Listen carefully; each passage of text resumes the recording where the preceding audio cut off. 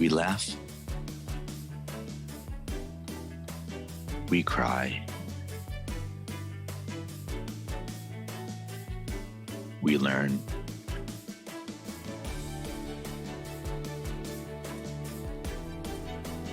But really, what doesn't kill you makes you better at managing clients and everyone. I'm Morgan Friedman, and this is Client Horror Stories. Hey everyone, I'm very excited to have Mark Michael from DevHub with me today. Mark, it's great to have you here. Thank you for having me, Morgan. Thank you for having me. So, as usual, let's jump right into your story. Mark, tell us your greatest client horror story. My drink in hand, ready to go. Great. Well, obviously, there are so many lessons learned. I mean, from the 17 plus years here at DevHub, but unrelated. I mean, prior to this story in particular involves the NFL, and that might be the punchline. I don't know yet. But essentially, we were working with a very high-profile athlete who told a very, very, very, very good story of what the plight of an NFL player is. From the time that, from where they came up to their rookie year to college to how they get drafted, and that like a sports agent, only does so much. And they wish that there was like a CRM that was tailored to athletes that did only just have their agent's information, but also who they would recommend for real estate transactions, financial transactions. So we had a custom dev shop, my co-founder and I, and we set out to build out this like whole kind of like CRM for these athletes. And again, a very high profile athlete. He kept looping in, the NFLPA, which is the, National Football League's Player Association, kept, saying, oh, this athlete's behind it. This athlete's behind it. And the longer and longer, we kind of got into it, he kept dangling the whole NFL, is going to love this, as we got further and further into development. Just want to pause to jump in and analyze. You're just throwing out a whole bunch of gems, and some of them are worth it for us to talk about, and the watchers, listeners, I think would enjoy. So a pattern that I've noticed is people that name drop a lot tend to be the most difficult people to work with. Because with the story that you're telling so far, what stands out up until this point in the action of the story is just all the name dropping. Oh, so and so and so and so and so and so. So a red flag or a yellow flag that I'm now really sensitive to is people calling out like really, really big names, and there could be some sort of way in which people use big names to compensate for their own inner failings. And again, it's not even, it's sometimes, I mean, again, in some cases it's people. In other ways, we've seen it again since then. We recognize it now. But since then, when people, name drop, oh, this brand or this company is also behind it. It has the same effect as people, right? Like, hey, if you help me on this one, I can get you into this other one. And again, you find out very quickly they did not have the pull. Again, in most cases.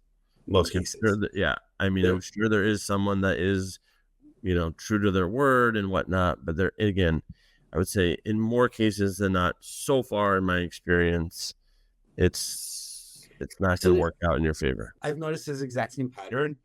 A philosophical reason why this could be the case is when you're actually that good and that confident, you don't need to name drop. Sometimes I now also explicitly look for people who are not throwing out any names, because when people name drop, and I like your point, you can name drop people, but you can also name drop brands or companies that they're doing so to compensate for their own problems. For their own problems, but also to get a discount.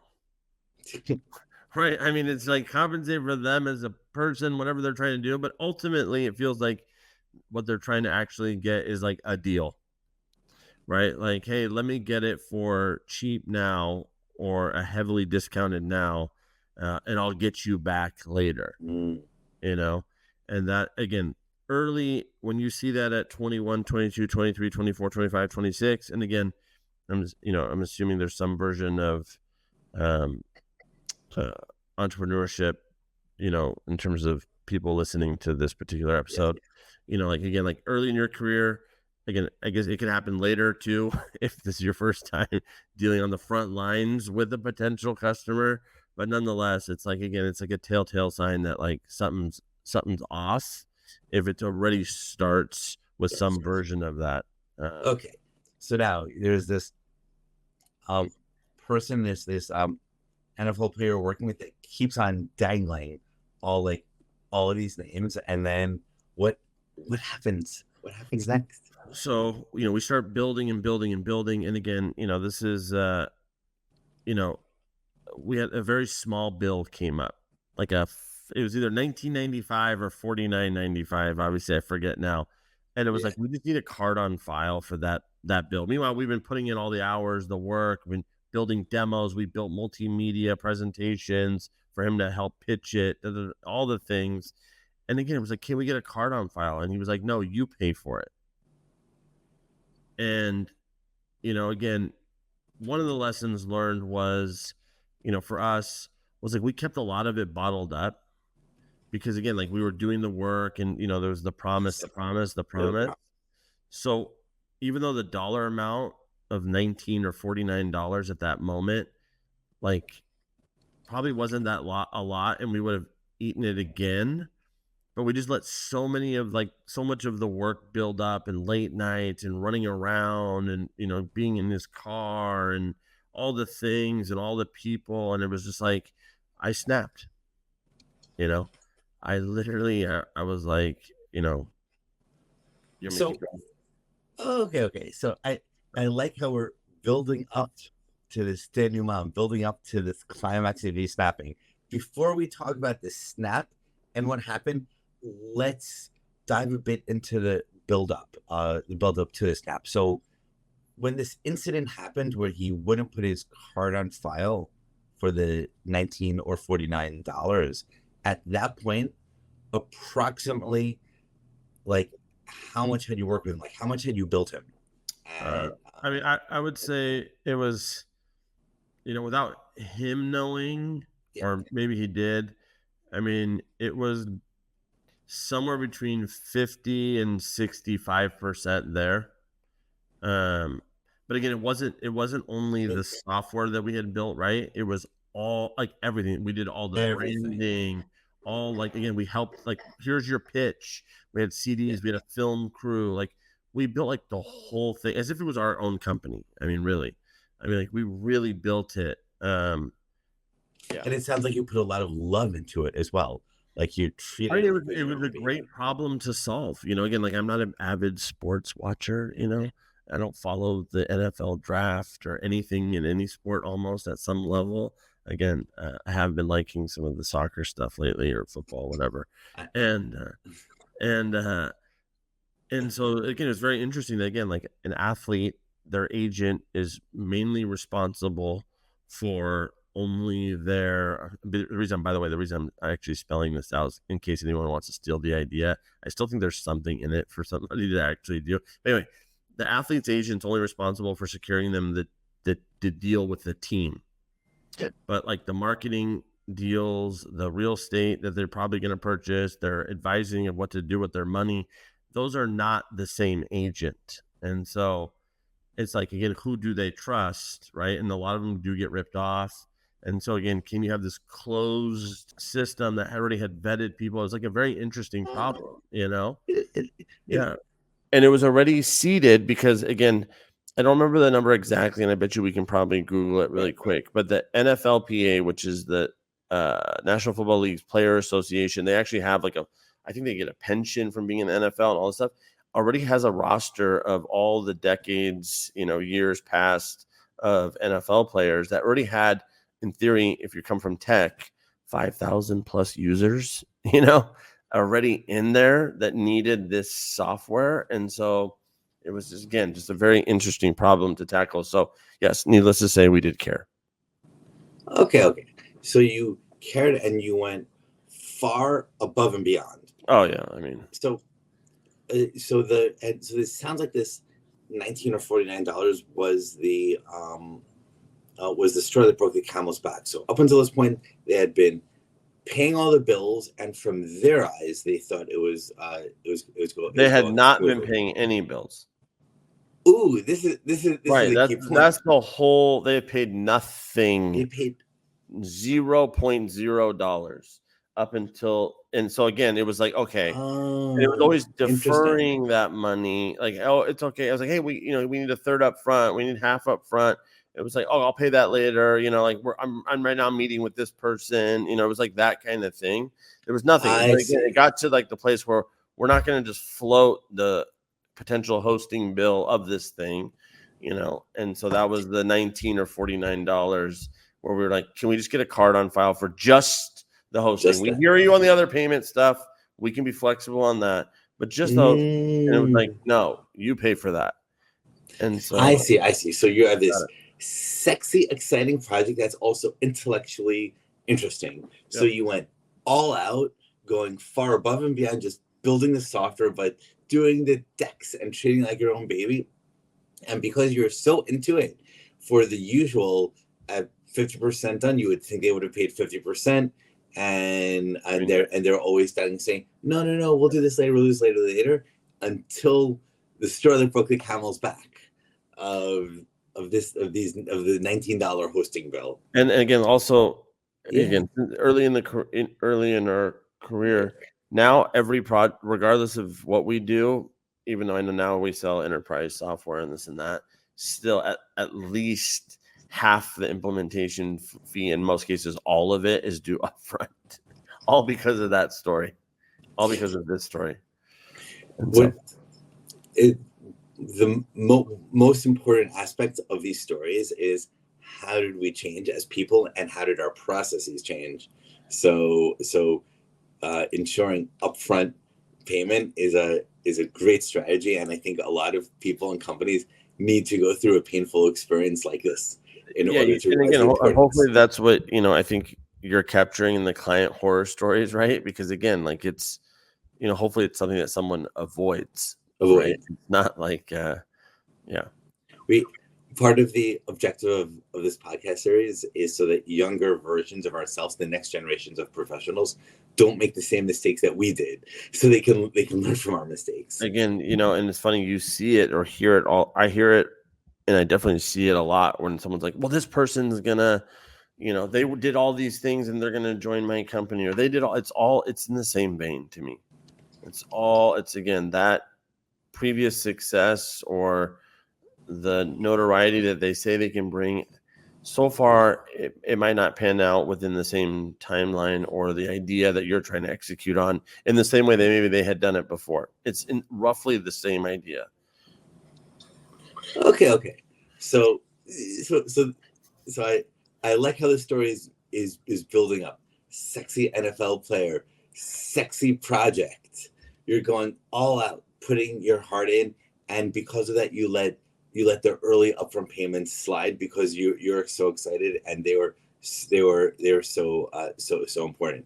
And then when they wouldn't even put this $19 website hosting bill on their card, tell me about that moment of you flipping out, and how did that play out? Flipping out to me involved the F word. It was I think it's the second time in my career, probably third, but the first time, and there was another time after that, but nonetheless, it was the first time in my career where I just dropped the F word as many times as you possibly can. And, depending on how you use the F word, it can be flattering or it can be very unflattering. It can be like, F yeah, or it can be like F you, and again, it's like, and so obviously I took the FU approach, and I lost it. I was just like, I said all the things that had been building up, which again, I've also realized you cannot throw the kitchen sink at people. So there are a couple lessons in this in this moment here. One of the lessons is the importance of not letting the negativity build up and not letting the problems build True. up. So even if you ignore the earlier lessons of like ignoring the red flags of dealing with the famous and the celebrities, even ignoring that, we realize now that you don't want to wait until the point of explosion. You need to realize when you yourself are starting to feel frustrated, so you can find a healthy way to talk about that months earlier. 100%. 100%. I mean, even again, that incident, even how it informs our whole sales motion today, even at DevHub, is like I say, don't be sheepish about price. Don't be sheepish about timeline. I always say, like, the first call is a no call. No sale call. Like, tell them all the objections up front so that they're very aware versus like trying to sell them on why we're the best, right? Like, go the opposite way. Here's all the reasons why you wouldn't fit for us, and it honestly, a lot of it is informed from that. By the way, I personally do the exact same thing. I just call it the anti-sell. Right. And what's funny is I never really thought about it, and I just do that naturally. And then a couple of years ago, my wife and I were watching the movie The Godfather, mm-hmm. and in the opening scene, like, there's a wedding, and this guy comes up to the Godfather and asks him to like do something, kill someone or something, and then he just like, and the Godfather goes, "Why are you coming to me? You don't need me to do this," and just gives the whole anti-sale about coming to it. And my wife stopped the movie. She's like, "Morgan, that's exactly what you do." And that's so now in our internal language, I call it the Godfather strategy as well. I'm gonna steal that though. I love it. Yeah, I like that. And what's powerful about what we can call the Godfather strategy is a few things. Is not only do you deal with all the objections and problems up front so they know about it, but you can also see if they're a good fit. But on top of all that, it really shows this confidence. It's not like, please, I need you in your 10 cents. It's this, no, like, I don't need you. Let's really talk about all the dirty shit up front to see if we're likely to make it through. I mean, yes, I agree 100%. Yeah, I mean, it's the only thing I would not even add, but just say it differently, is that, or I guess add a little bit more context would be like, I think it's for us, it's more useful when the product actually costs like some money. That, like, again, like, I think if it's like a lower cost product, to me, lower cost is like under $50K a year. I think maybe you can run a little bit more robotic of a sales strategy, but in terms of like the Godfather sale, when it's like life or a couple $100K, like, to me, it's like, that's where it works the best, right? Because it makes somebody really want it then, versus when it's cheap, it's like, well, can I get it for cheaper? It's like, you're not going to ask the Godfather for it to be cheaper. You know what I mean? And so, yeah. Exactly. Right. You don't ask. I like your way of saying it. You don't ask the Godfather for a discount. Yeah. Okay. So you flipped out. Drop all the F-bombs. Dropped all the F-bombs directly. And how did that conversation go? How did he respond? He responded very much like, "You'll never work." I mean, he kind of threw it right back at me. He was like, "You'll never work in the NFL again. You just blew your ticket." And, all the things that he would say on his end, right? I mean, all the hype that he had built up, he basically went through it. Like, "You'll never talk to these people." Like, I mean, he was just like, And again, at that moment, I really realized one thing: he was never into the idea, because he was never going to get it done otherwise. right? Like if someone's like into it and like they put in all that work, like they don't want to lose that work. The fact that he was willing to blow it up too at the same time that we were, to me, was like he was never actually into it. Because otherwise, you don't kill the golden goose, right? Like the person who's actually building the thing that you're using to go sell people and do all the things. And then, yes, I may say go F yourself. But if your immediate response is you also go F yourself, I don't need you, like means like, wow, you really like either are so delusional that you think you're going to build all this shit that we just built for all those months, or you just really never actually believed in it in the first place. This is a series of great insights you just had, and I want to talk through one of the implications, which is the following. Something I found is the reason to insist people pay, and not like you can pay later, like younger Mark did here, isn't only so you get the money for your hard work. That's kind of secondary, but paying is a sign of seriousness, and the more you pay in general, the more serious you are. A pattern I've seen, for example, is I never hire people on commission only, because when you hire people on commission only, yeah, do whatever you want, like you never, like both sides never really commit to it. But I'm going to pay you a really big fat salary. Guess what? I'm committing to pay you a lot of money, so I'm going to give you all the tools and energy and everything to make it work. So I think one of the interesting aspects is them paying zero is like, from their eyes, yeah, these guys are just doing some work for free because they like it and they think they make 10 cents, and they might make 10 cents, and it's their like quiet way of taking advantage of you. And with the ones that really care about the product, they would pay you $100,000 because they really value it that much. Paying you zero, they value your work at zero. Yeah, 100%. And I think this is one of the lessons that I think is not just powerful to learn and makes sense in theory once you think about it, it's also hard to implement, or hard to internalize as well, because you have these instincts to both like be cheap when like everyone wants to save money when they hire things, and also on the other side, when you like people and you're excited about the project, you have this instinct, oh yeah, they're a good guy, I really like it. No, it's to let it go. So you kind of need to train yourself in order to realize. I mean, it's so, again, I like what you said earlier when you said, like, what would we tell our younger selves? For the record, I still feel young. But outside of that, it's, I mean, I hear our investors' voices in my head sometimes at night. They're like, and this is later on after this incident, right? Which is like, raise your prices. You guys are doing really good work. Like, people will pay for it. Like, what you're solving for is a lot bigger than you guys think. And it's just like, but you're like equally scared of losing the opportunity by charging too much.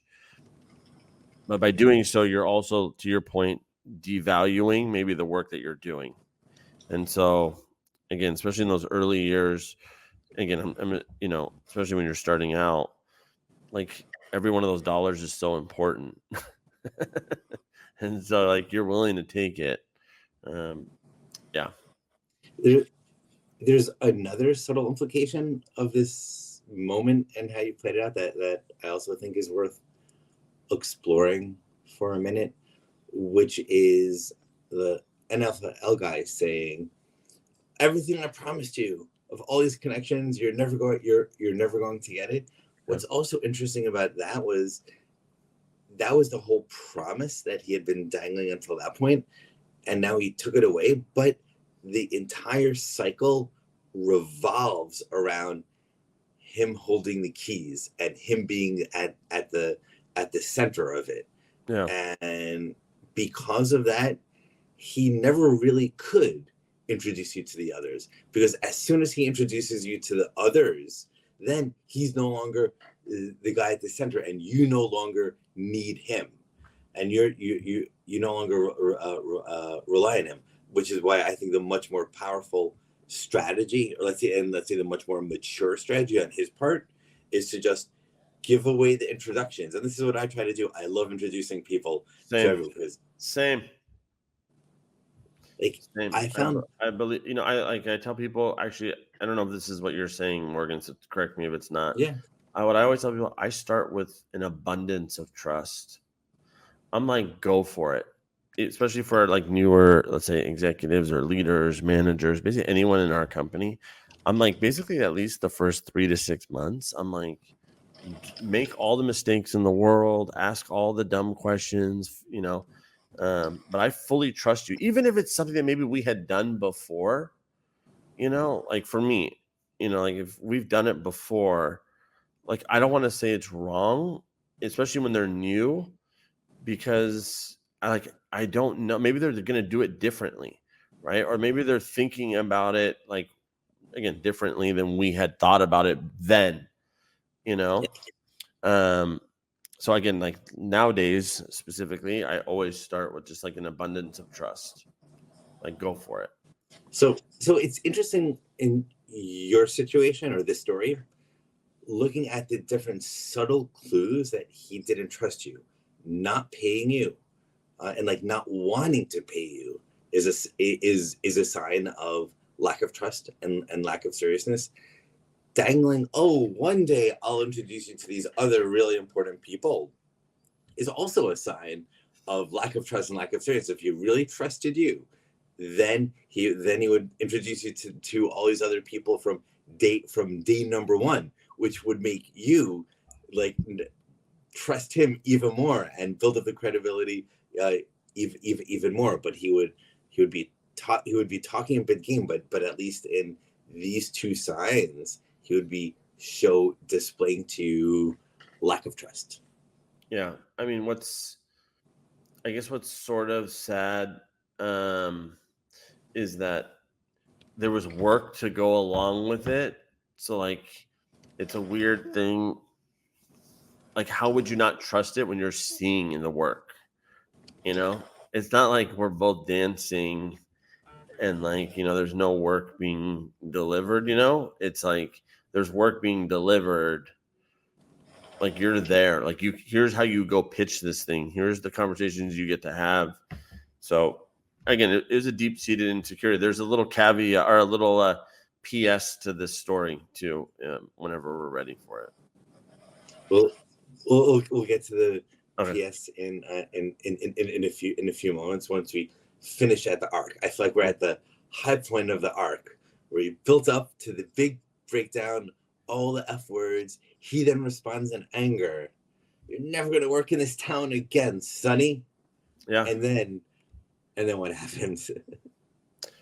We never talked to him again. Never talked to him again. It was over. It's funny. What I should have done, we have that proposal. We have that, not even proposal. We have the whole architecture schema, everything built out. We have the CDs of the demos because this was then. Yes. We had, and you know what? In a weird CDs. way, and I still have them. I always said, one day I'll frame it. And it's funny. We should have them framed by now because it was the best. It was such good work. Like, we did really good work for that. And I was like, at least we got a really cool, all the documentation, all the things around it. And I kept it. I saved it. I know I have it today. It's just in storage across town. But nonetheless, I kept it all these years. I think if I were in your shoes, this is the sort of thing I would definitely frame and put on my wall. Like 100%. Because I should. I mean, that was always the plan with it. I was always going to do that once we got a bigger office, or actually at that time, once we got an office in general. But now we have an office, and I guess I just forgot until thinking about this particular story. But yeah, the plan was always to frame it. The CD, like all the graphics that we had, I mean, all the things, the logo, all of it. Yeah. What do adults put on the walls of their houses and their offices? A lot of people, just like you still get prints like you're in college, but what's great about this is it's so personal and meaningful, and it's this like pivotal moment in the company history where you just learned a lot of lessons. It might be inspiring for you and your team to go get it out of storage, and things that are in storage, like you may as well throw it out. No one ever goes and looks in the storage anyway. Yeah, true.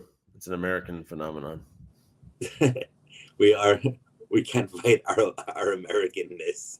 I mean, I saw leaving the past behind. Well, I saw the study like on storage, like, like units, the whole thing, like in Europe, like I forgot what it is. It's like 10-1 in America versus anywhere in the world of like, storage units is like a business.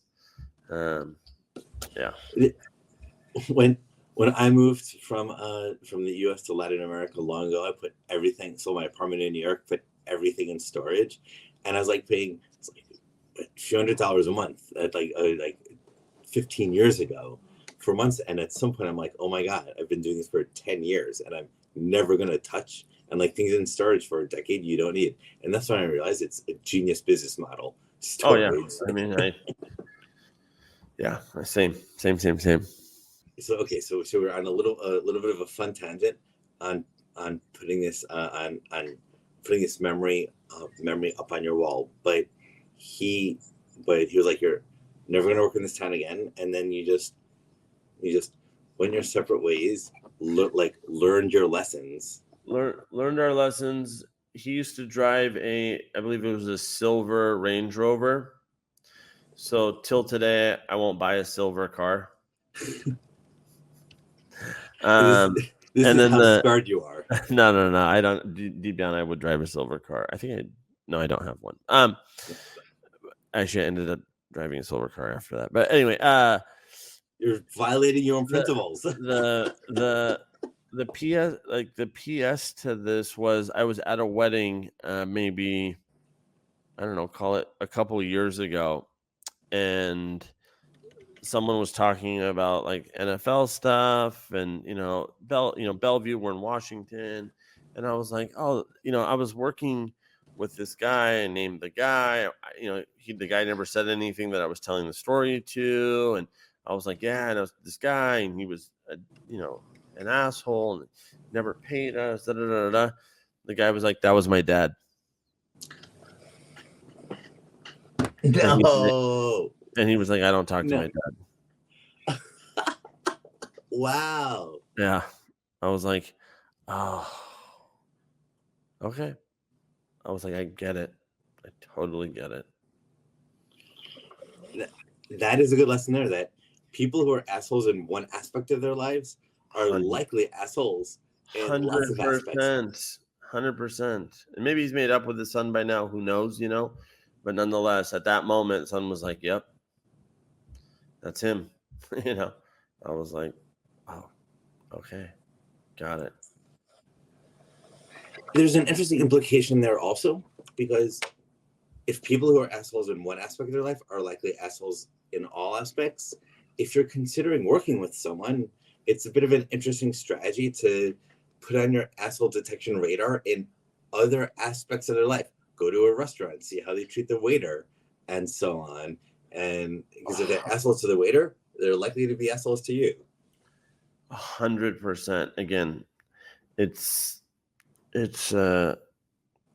don't know. I always I try to build a human company. It's so hard in the face of everything. Anyway, like context of the other human and their experience and what they're bringing to blank situation is a lot more relevant and powerful if you're able to like maneuver within a frame of mind or the context that they're coming at it from, so that you can actually like figure out if you guys are compatible, and this can be like a great partnership, customer, colleague, but it's understanding like a little bit more about the person. And again, at the simplest the simplest question is, do you like cats or dogs?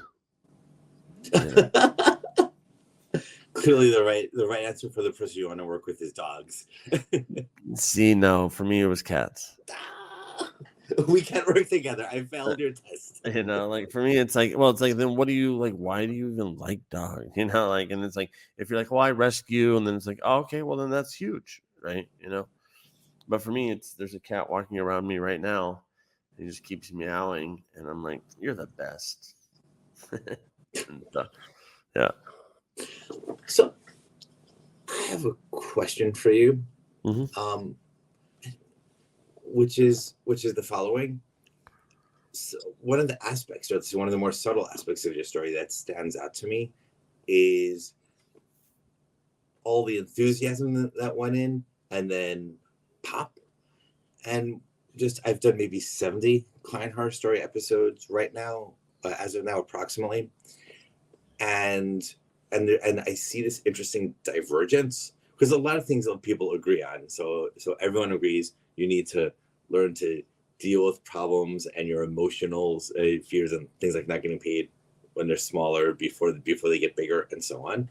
But I often hear stories like this resulting in companies losing that, like, not wanting to put in the love that you put into this project. You put in so much love, and which is why you had such a great result, and now you're burned, and you're like, and you can go one of two ways. You can go, from now on, we're just serious professionals. You pay us, we do a good job, but there's no more of that tender love and care. But some people say, you just need to like learn to always put in love, and sometimes you're going to get your heart broken. And that's just the nature of falling in love. And I'm wondering which of these sorts of paths you and your company took, or if you carved out a different path. I would say have quadrupled down on giving a shit. We have quadrupled down on caring. I mean, so much so that, like, my favorite thing is what I tell, at least on the sales front, I always tell them, I'm like, look, I'd rather you lose a deal and left an impression, and the impression is that you actually listened and that you actually know even more than they could know or could think that you would have known, because you're just a salesperson, like, and then of course, like when we pitch, like when they're bigger deals where I'm involved in, the way that the team rallies around that. And again, I would say executive / leadership team alongside of our sales team, to actually pitch. And ultimately, I would say we win 9 out of 10 pitches, and we're coming in way higher price than anybody else. But hopefully, what we're demonstrating, besides saying we care, is showing it in the work. And so we've never not done the work to get the free, easy deal. Like, we've always gone kind of over and above. And again, it's really hard because it's hard. It's hard because, again, like, how do you make that really scalable? A million other things that, investors, boards want, which is like, how are you going to hire 50 people to do that, and it's like, we're getting better at those processes now. But it's taken a while. And so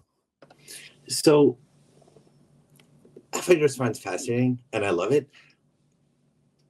It's interesting that one way of viewing what is the Client Horror Stories show about is it's really about becoming a professional. And looking at the words itself, the word professional comes from the Latin word meaning to believe in a religion. You profess a religion. And while the opposite of a professional is an amateur, and the amateur comes from the Latin amare, to love. So, but from an amateur to a professional is really the person that does it out because they're in love. They do it out of love. They love the product, the client, the technology, what they're doing. To the person who says, I profess a religion of the best practices, this way of seeing the world, doing it in the right, correct, proper way. So becoming a professional is often about the journey from doing it out of love to to discovering the religious beliefs of the right way to do it. And what's interesting about that is that process for more companies than not, in my experience, just doing this show and the intense life experiences I've had in companies I've advised and invested in, is it's often results in losing the love, losing that amateur spirit to become the serious professional. And there's something sad about that, because that love, as naive high schoolers in love, to continue with the dating metaphor, is just so powerful, and everyone wants to work with someone that is still in love and that is still able to be wide-eyed enthusiastic even after having been burned so much. But most people lose that. So congratulations on quadrupling giving a shit. Yeah, I mean,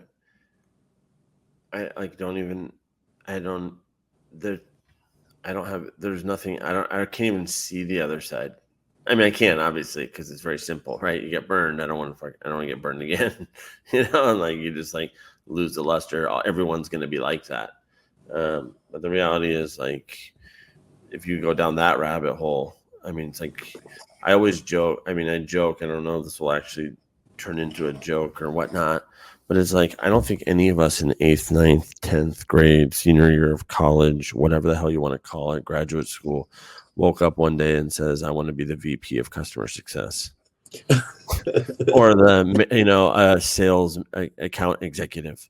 Like, we had dreams, like people had ideas, like it wasn't like, I'm going to be like the 1,500th person at this company. And like, it's like, get out of here. Like, and so I don't know, at the end of the day, for me, there is no other way except to actually give a shit. And I guess I feel bad for those that maybe lost that sense of spirit or wonder. There's a semi-obscure saying that I like, which is anyone can do the right thing under crisis and stressful situations, but the really hard thing is bearing the day-to-day life, and I like that way of saying it. The day-to-day life wears you down, and I feel like there's this secret trick in life of retaining the childish glow and the childish wonder and the childish love in face of all. And I feel like this applies on the personal level, but then on the team company level, like that, there's something special about that little startup magic. But when you're making tens of millions of dollars a year, how do you not become a heartless bureaucracy and keep that childish magic? And that's where most people fail. I agree. You said it really well. And I'm going to steal the whole amateur professionals narrative, by the way. So I'm happy to have given you two different things. Yeah, well, the Godfather sales strategy and then the amateur professional. I'm going to totally steal that. Part of the way my brain works, when I have a couple unique magic powers, but almost every word I hear, I just see the whole etymology of the word. So I tend to think about every concept from where do the words we use from it and where do the words actually come from. And it's a magic power. It's also how I have fun. Oh yeah, that's awesome. I like it. I'll steal it every time. That's great. I feel like we've gotten a whole bunch of awesome and deep lessons from your story. Are there any other lessons that you want to throw out that you got from this story, or any other realizations, or any related advice you want to give to the younger version of yourself? I guess this is the one that I've been thinking about literally this week, which is very much, it's like, again, to me, business is people. Like, it's all people, right? It's different people, different motivations. And it's inevitable. Every one of us will get burned by a person, another human that maybe you were close with, maybe you were never close with, that you took a chance on, that you invested a lot of time with. And it doesn't work out for a million reasons, and it's easy when it doesn't work out to be like, I'm not going to hire that person, that type of person again. I'm not going to go after that type of customer again. I'm not gonna, like, you basically blanket everybody into that category of like, I don't want to work with that person. I don't want to hire for that role because, whatever. The reality is like, it was one. It was like a person, Right. It was a single person that gave you that bad taste. Like, and equals one. you do need to hire another one and hire another one and hire another one. You might get burned 3 times in a row. But the point is like, don't get stuck in that weird little rabbit hole of like, all people are like this, because it's like, they're not. I would say the majority are actually good, but if you don't give your chance to work with more, then you'll be stuck in kind of that paradigm. And so, that's been the latest, that one. And that one's the most relevant for this right now. The other one is a little bit off topic, but my way of summarizing what you just said would be a huge portion of success is just the ability to just get back up on your feet every time you fall down. And like when you're burned a few times in a row, it's like easy to become cynical about that whole aspect, that whole space, that whole type of person. Right. And it's all about getting back up on your feet. But not just that, the famous quote attributed to Einstein of it's idiocy to do the same thing over and over and expect different results, which is you need to get back up on your feet, but you always need to ask yourself, okay, why did I fell down last time? So how do I walk a little bit differently so this time I don't fall down? That's probably that's the best way to sum it up. And with this great summary, Mark, it's been a super fun conversation, and I've enjoyed it. I hope you did. I think we had a lot of great points from it, and everyone who's watched this to the end, thank you for watching, and we hope you enjoyed watching it as much as we've enjoyed talking about this. Until next time. Thank you, and thank you, Morgan.